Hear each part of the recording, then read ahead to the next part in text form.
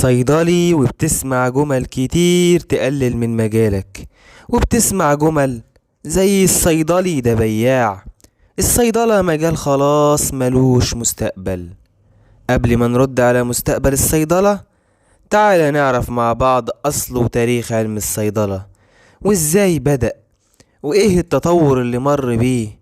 وفي النهاية نحكم بقى، هل الصيدلي مجرد بياع، ولا هو حقيقي يستحق لقب خبير الدواء الأول وبجدارة؟ تعال نشوف علم الصيدلة بدأ إزاي.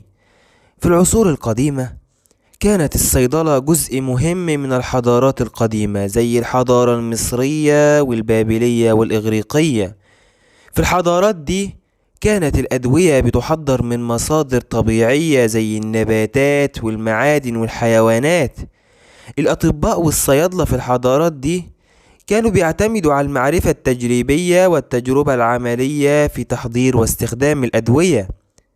في العصور القديمة اكتشف الناس فوائد العديد من النباتات في علاج الأمراض. خد عندك مثال: استخدام الإغريق مستخلص البابونج والزعتر لعلاج مشاكل الجهاز الهضمي والصداع، وكمان استخدموا الصبار لعلاج الحروق والجروح. المصريون القدماء أيضا قاموا بتحضير الأدوية الطبيعية من مزيج متنوع من المكونات. كانوا بيستخدموا خليط من العسل والحنطة السوداء لعلاج نزلات البرد والتهاب الحلق. وكان للتدليك دور مهم في العلاج في الحضارة المصرية القديمة. كانوا بيعتقدوا أن التدليك بيحسن الدورة الدموية ويعزز الشفاء، وتوجد تماثيل تصور مصفوف التدليك في مقابر الملوك والملكات القديمة.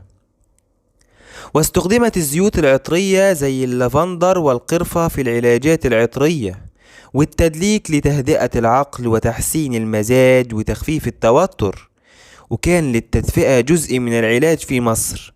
استخدموا الحجارة المسخنة والماء الساخن والغطاء الحراري لتوفير الراحة وتخفيف الألم.